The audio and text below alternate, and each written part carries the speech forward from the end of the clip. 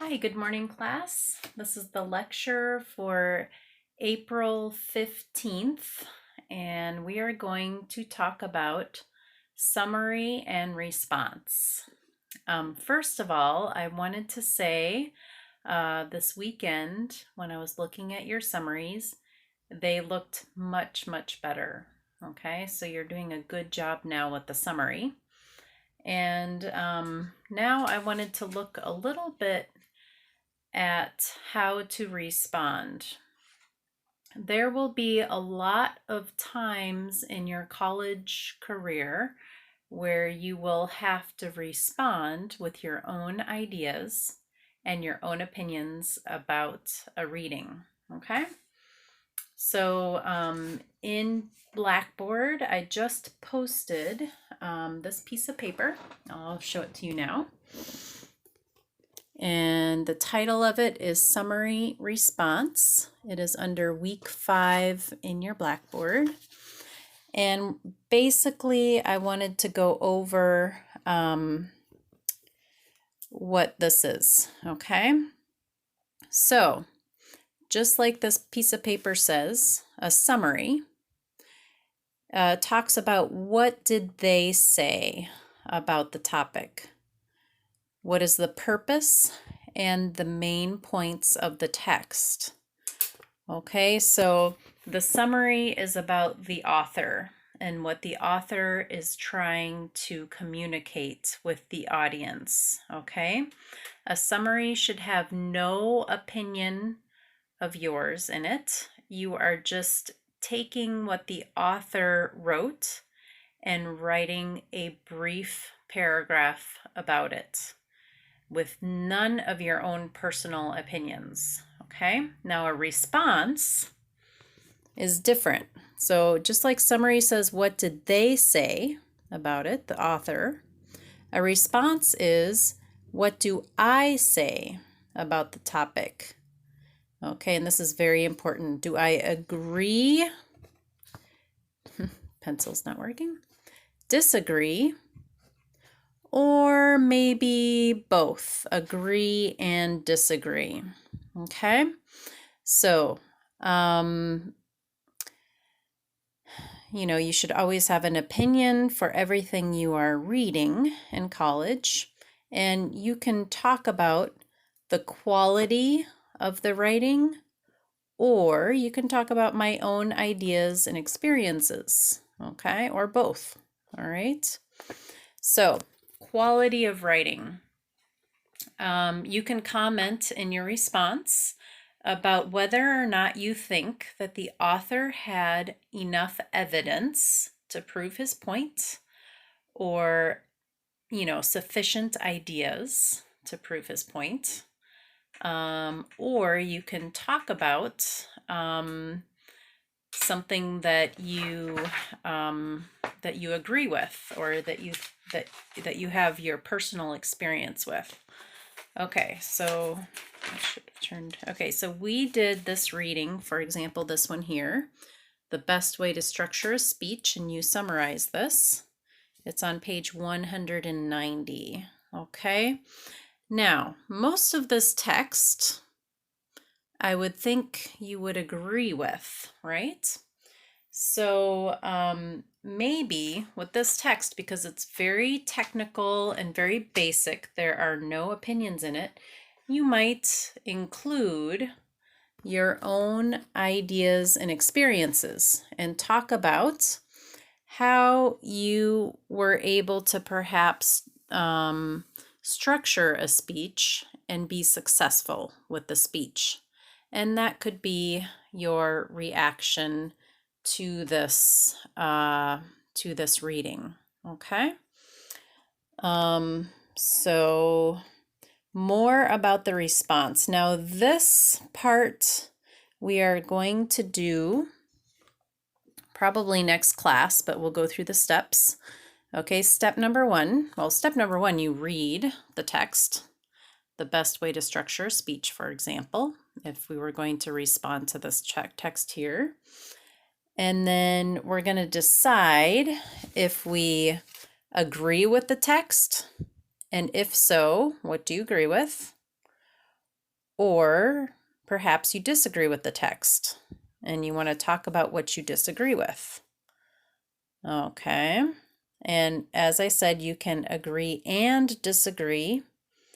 So you can write both answers to this and this. Okay. Step number 2, you can decide what the text strengths and weaknesses are. Okay. So this is any text that you're reading. Step number 3, you can brainstorm examples, facts, and personal experiences that support your ideas. Okay, and step number 4, create a thesis statement for your response. All right, so this would be an example thesis statement. Okay, so let's go back to here. Step number 1. Okay, so hopefully you have read this text, the best way to structure a speech, and maybe we agree with most of it. Okay, so definitely, since I am a professor, I definitely agree with most of the text because I do believe that the structure of the speech is important. Okay, and in the article, if you remember, it talked about 3 parts of the speech: an introduction, a body, and a conclusion.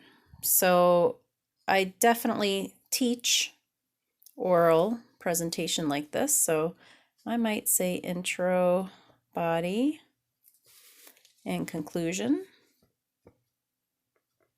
I'm going to paraphrase here. So that is something I definitely agree with. Now, also the ideas in the intro, body, and conclusion. Okay, so here it says that the introduction should create a first impression. So definitely important. It's like the hook that I always talk about.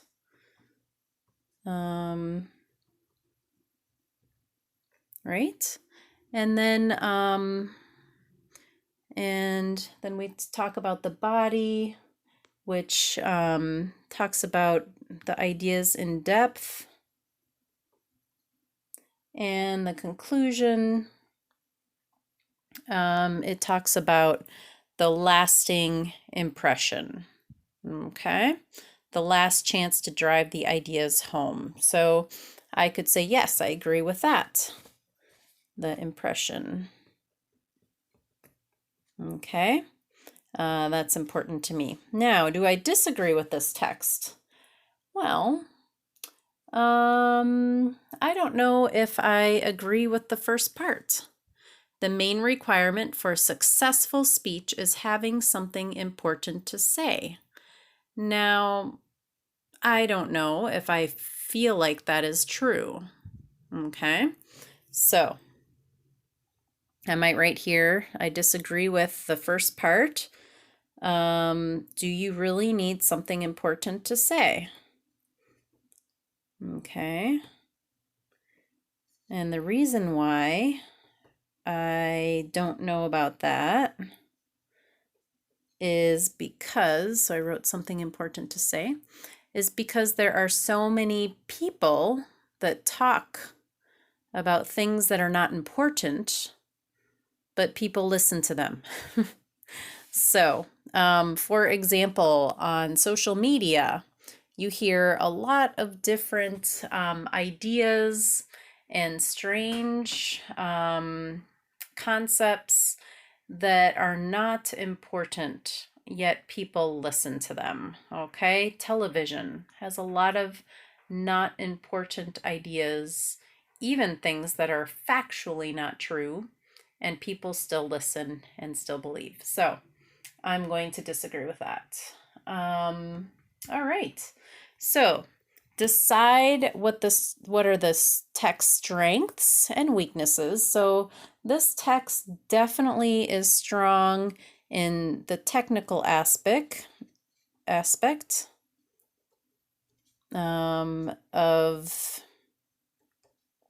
the technical aspect of the argument. So it gives us a lot of like academic terminology. Okay. It has a clear structure.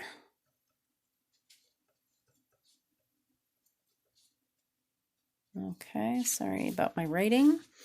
Yeah, and I think it has good information for the most part. Okay.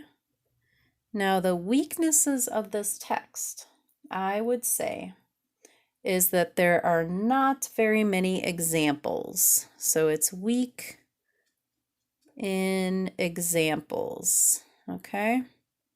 So it talks about introduction, 3 parts: introduction, body, and conclusion.